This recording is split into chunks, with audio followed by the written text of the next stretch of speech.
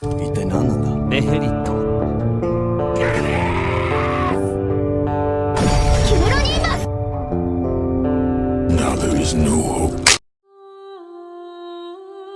La ciudad imperial de Ars, la capital del reino de Asura y por sí sola la capital más grande del mundo, nombrada en honor al héroe que se dice lideró a la raza humana a la victoria en una guerra devastadora.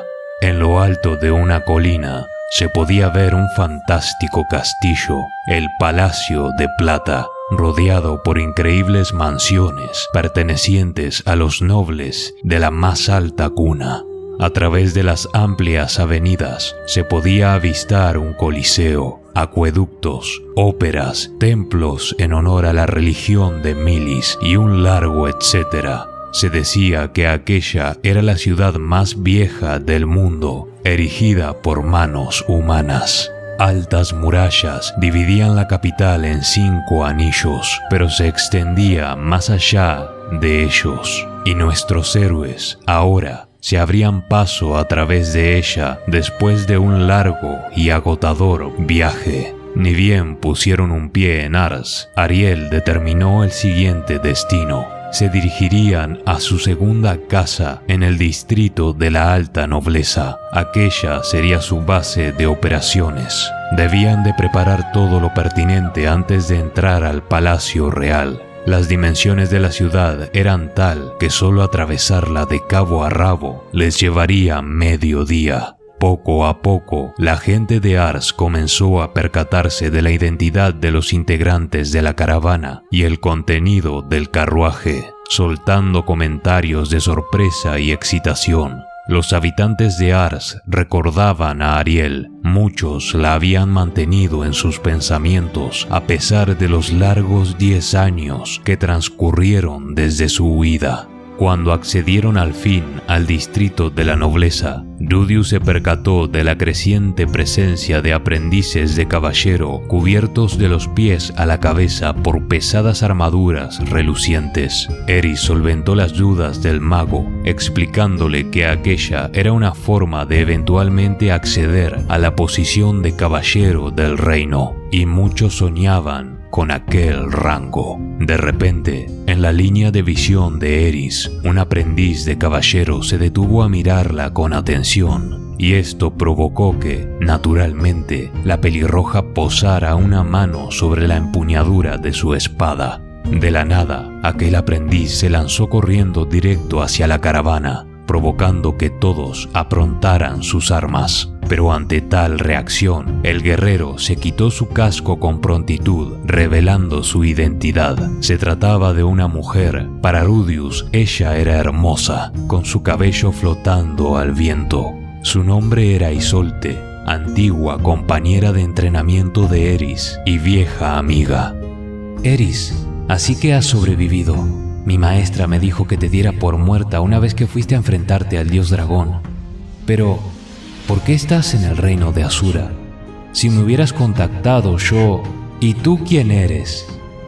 Al oír aquello, Isolte se conmocionó, esbozando una expresión algo triste, pero a su vez comprendiendo que aquello era de esperarse, teniendo en cuenta que se trataba de Eris Greyrat. Para Rudius, era una cara que la gente que conocía a Eris solía poner, pero de un segundo a otro, Eris soltó que solo bromeaba y bajó de su caballo. Las amigas sostuvieron una pequeña plática. Isolte entendió con rapidez el propósito de Eris y compañía en la capital y exclamó con entusiasmo que ella se proponía convertirse en un caballero y obtener el título de emperatriz del agua. Pero Luke las interrumpió. En sus palabras no había tiempo que perder. Claro que lo dijo con sus nobles modales, reverencia de por medio. Mientras Isolte le miraba con disgusto, exclamó: ¿Era ese Rudius? Como me lo imaginé, tiene una actitud perversa. A pesar de ser un mago, carga con una espada. ¿Está tratando de lucir cool? Eris, ¿te casaste con alguien así? Admito que es apuesto, pero esa forma de saludar a otra mujer frente a su esposa, supongo que tienes mal gusto después de todo. Pocas palabras pudieron ser intercambiadas. Isolde confundió a Rudius con Luke y antes de que la expresión de confusión de Eris diera paso a aclarar el malentendido, Isolde se marchó tras echarle un vistazo al verdadero Rudius y decirle a Eris que le presentara a ese mago luego. Claro que el propio Rudius entendió lo que acababa de pasar. Eris le explicó al mago que aquella era su vieja amiga, la reina del agua Isolde, y que existía una posibilidad de que se convirtiera en el enemigo a futuro. Aunque estaba bien con eso, pagaría su deuda a Isolde. Rudius comprendió que esa forma de pensar era propia de un espadachín, pero aún así no le sentaba nada bien la idea. Al caer la tarde, la caravana llegó a la morada de Ariel. Aquel distrito tenía casas que eran 5 veces más grande que el hogar de Rudius en Sharia. Los fieles sirvientes de Ariel se habían encargado de mantenerla impecable durante su larga ausencia y recibieron a todos apropiadamente. Tras un baño y la cena, Ariel dirigió unas palabras a Rudius. Rudius-sama, gracias a ti pude llegar aquí en una pieza. Mañana comenzaré mis operaciones concernientes a la llegada de Perugius-sama y mis planes para aplastar al señor ministro Darius. Necesito recabar algo más de información y contactar a algunos aliados. Ariel necesitaría 10 días para preparar todo según sus cálculos, y Rudius sabía que una batalla decisiva se aproximaba. Actuaré como la carnada. Revelaré una oportunidad para que ellos ataquen este lugar a propósito. Estaré segura gracias a los artefactos mágicos en mi poder. Rudius pensó en el anillo mágico de la princesa. Sylphie podría adoptar su identidad para atraer la atención del enemigo. Es hora de dar el último empujón. Si las cosas se complican, solicitaré el poder de esa persona. La imagen de Orsted invadió los pensamientos de Rudius. Sylphie no comprendía exactamente de quién hablaba Ariel. A partir de mañana, la batalla por el reino de Asura comenzaría. Al día siguiente, la tarea de Ariel era el presentar sus condolencias al rey enfermo. Junto a Rudius fueron 6 los que se dirigieron al palacio. Mientras el mago lo contemplaba desde lejos, se preguntó cómo sería el harem del rey, aunque aquel no era el momento para divagar sobre esas cuestiones. En las entrañas del magnífico despliegue de poder que era el Palacio de Plata, algo llamó la atención de Rudius poderosamente. Se trataba de un retrato de Perugius-Dola, rodeado por otros de antiguos reyes. Para el mago, el cuadro parecía exagerar un poco la belleza de Perugius, haciéndolo lucir 10 años más joven, al punto en que no reconoció a aquella persona como Perugius a la primera. Al lado de la pintura se podía apreciar el retrato del dios del norte Caruman, así como también el del rey dragón Ulpen, quien lucía mitad dragón, mitad humano. Él pensó que se trataba de los 3 héroes que derrotaron a la Place. El resto del día transcurrió con naturalidad. En el correr de 3 días, Ariel presentó a su escolta Rudius ante muchas figuras de la nobleza, excepto por el príncipe Gravel y el ministro Darius, aunque sí tuvo la oportunidad de mirarlos desde la distancia. Para el mago, Darius lucía como un viejo zorro obeso con ojos deleznables. Cada vez que Darius lo miraba, lucía como si el temor lo invadiera de repente. Parecía como si Rudius fuese la muerte en persona para él. El primer príncipe Gravel era un hombre rubio con bigote que lucía en la treintena de su vida. No era lo que el mago imaginaba. En aquellos días, asesinos habían sido enviados frecuentemente reclamando la vida de Ariel, o mejor dicho, la de Sylphie, quien adoptó su identidad. Ariel se disfrazó de Maid.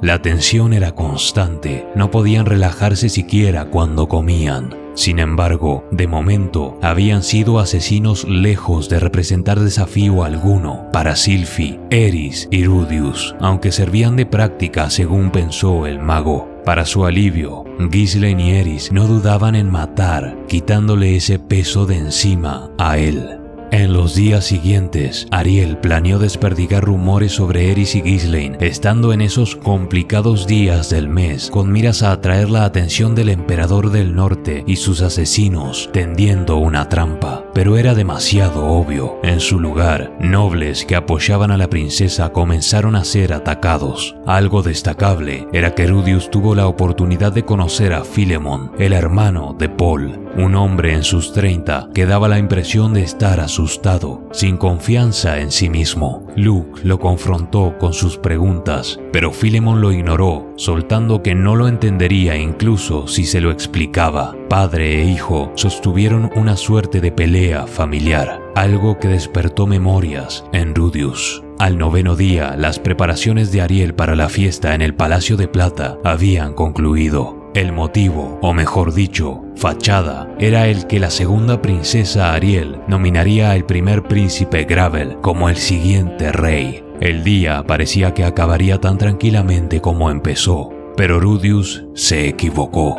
Sucedió ni bien caía la noche, una noche sin luna. Al día siguiente tendría lugar la fiesta, con lo cual la intención de todos era la de descansar y prepararse para luchar. Pero mientras Rudius, Sylphie, bajo el disfraz de Ariel, Eris y compañía, se dirigían de regreso al hogar de la princesa, un hombre repentinamente se paró en medio de la silenciosa calle. Aquella persona tenía orejas de conejo, pertenecía a la raza feral, vestía una armadura negra y sostenía una espada.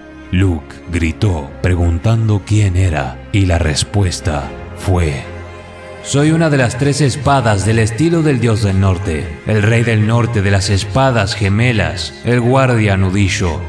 De un momento a otro, el rey del norte se separó en dos, como un espejismo, pero inmediatamente comprendieron que se trataba de gemelos. Ambos conversaban entre sí como si fuera una obra de teatro, complementando las frases del otro y adoptando una postura que reflejaba la de su hermano. Eris no lo pensó 2 veces. Bajó de su caballo y desenfundó, soltando una terrible ola de intención asesina. Inmediatamente después, otra figura emergió de la noche. Una pequeña sombra sosteniendo una espada negra que vestía una armadura tan oscura como si hubiese sido bañada en tinta. Aquella figura no dijo su nombre, pero no necesitaba decirlo. Rudius sabía, gracias a Orsted, que se trataba del rey del norte, Wita, quien seguía con vida. Ante él se plantó Ghislaine, quien también desenfundó de inmediato. Los conejos al frente y el hobbit detrás. Aquel triángulo consistía en la formación conocida como la Puerta del Rey del Norte. Rudius decidió que asistiría a Eris, mientras Luke y Sylphie asistían a Ghislaine, aunque claro, Sylphie se encontraba dentro del carruaje. De momento, el hecho de que Auber no hubiese aparecido preocupaba al mago. Rudius comprendió que aquella era la oportunidad de matar a famosos reyes del norte. Si se escapaban, al percatarse de que Sylphie no era Ariel, el día de mañana sería uno mucho más peligroso. Sin embargo, pensó una y otra vez, en meros segundos, qué clase de formación adoptar, con tal de no delatar la identidad de Sylphie, ni tampoco dejarla vulnerable a ella o Eris. Él no quería perderlas. En ese momento, Eris, quien pareció darse cuenta de que Rudius se hallaba indeciso, le gritó que no se preocupara. Ella podía lidiar con su oponente y ganar por su cuenta. Su voz resonó en la oscuridad de los alrededores. Eso le dio un respiro a Rudius para dirigir su atención en búsqueda de Auber. Él debía estar escondiéndose en algún lugar. A la izquierda tenía una muralla, a la derecha la residencia de algún noble. Haciendo una apuesta, el mago invocó un espíritu de luz iluminando los alrededores, y en su búsqueda lo dirigió hacia la muralla. Allí, camuflado sobre la misma, gracias al color de una cortina que combinaba con la piedra, se hallaba el emperador del norte, Auber Corvet. Rudius conjuró un poderoso cañón de piedra sin pensarlo 2 veces. Él solía gritar el nombre de sus hechizos para alertar a sus compañeros e informarles en el combate, pero esta vez simplemente lo conjuró sin mediar palabra alguna. Fue una corazonada o la intuición de un guerrero. Rudius no lo supo, pero Auber Corvet a duras penas logró esquivar su proyectil. O eso creía. porque en una pierna el emperador del norte ahora tenía un gran y doloroso agujero y mientras adoptaba una postura defensiva cayó desde lo alto de la muralla. Aquello marcó el comienzo de la batalla. Rudius continuó disparando sus proyectiles de roca a pesar de creer que ahora que su enemigo yacía sobre tierra firme tendría una oportunidad más sólida de deflectarlos. Luke se lanzó al combate apoyando al mago, pero Auber le hizo un parry a su espada sin mucha dificultad e intentó apuñalarlo. Sin embargo, un cañón de piedra se lo impidió. El emperador del norte pegó un salto y aterrizó en su pierna sana. Con la otra incapacitada, gran parte de su movilidad se había esfumado. Aprovechando esa pausa, Auber recorrió el lugar con su mirada. El campo de batalla había cambiado con rapidez. Eris, tal y como declaró, venció a las espadas gemelas, pero la sangre brotaba de una herida en su hombro izquierdo, el cual parecía colgar inerte. Sin embargo, ella parecía ignorar el dolor, ya que dirigió su mirada inmediatamente hacia Auber. En cuanto a Ghislaine, ella estaba en una pieza y parecía haber presionado a Wee Ta, quien había perdido un brazo. Combates de alto nivel como aquel solían decidirse con rapidez, más teniendo en cuenta que los involucrados eran en su mayoría espadachines. En un acto desesperado, Wee Ta gritó el nombre de Auber y arrojó una especie de bomba de humo negro, fundiendo todo en la oscuridad. Repentinamente se arrojó en una carrera en dirección a Rudius, quien lo infirió por el acelerado sonido de sus pasos. Un silbido metálico cortó el aire y el humo, y el mago logró esquivarlo, pero se dio cuenta de que el ataque no iba dirigido hacia él. Wee Ta siguió de largo corriendo hacia el carruaje. Instantes después, algo inesperado para el rey del norte aconteció. Al abrirse las puertas del carruaje, un tornado de llamas emergió en lugar de la esperada princesa. Era un hechizo que combinaba magia de viento y de fuego, y su poder desatado disipó el humo e iluminó con furia a los alrededores. En medio de la conmoción, Rudius desesperadamente trató de dar cuenta de la situación. Ghislaine está viva y sin un rasguño. Luke, vivo. Sylphie se encuentra bien, al igual que Eris. Wee Ta parece haber escapado hacia los callejones. No importa, la prioridad es matar a Auber. Auber, ¿dónde está? ¿Dónde está Auber? ¡Rudius! El grito de Eris sacudió al mago. En medio de la muralla, escalándola como una cucaracha, el emperador del norte intentaba huir, valiéndose de unas garras metálicas. Estaba claro que su especialidad era el escapar, porque en una fracción de segundo escaló la muralla y desapareció por encima de ella en medio de la noche. Maldición, no es el tiempo para dudar. ¡Perseguiremos a Wee Ta! Rudius se dirigió al callejón, corriendo desesperado. Estaba cansado de que los bastardos siempre lograran escapar. Allí, en el oscuro callejón, lo esperaba el rey del norte, muerto. Sin un brazo no podría haber llegado muy lejos. Wee Ta se había desangrado, aunque al examinar el cuerpo, el mago notó que un gran agujero ocupaba un enorme espacio en su pecho. Esa forma de matar era familiar. Una suerte de déjà vu invadió la mente de Rudius. El dios dragón había estado allí. ¡Rudius! ¡Lo conseguiste! Eris fue la primera en llegar junto al mago. A pesar de su hombro gravemente herido, la pelirroja exhibía una sonrisa. Rudius, sin desperdiciar un segundo, curó su hombro con magia. El dios del norte había perdido 2 de sus famosas espadas. Solo restaba Auber. El mago se hallaba algo consternado. Pensaba que tal vez, si hubiera escogido mejor sus hechizos, el emperador del norte estaría muerto. Si hubiese conjurado su pantano, puede que las cosas hubieran sido diferentes. Se debía a que en el fondo de su mente había dudado. Se debía a que le temía la idea de matar. Mientras pensaba eso, la sangre de 3 enemigos se perdía entre las grietas del empedrado de calles nobles, y las dudas de Rudius Greyrat se esparcían en el cielo de una noche sin luna.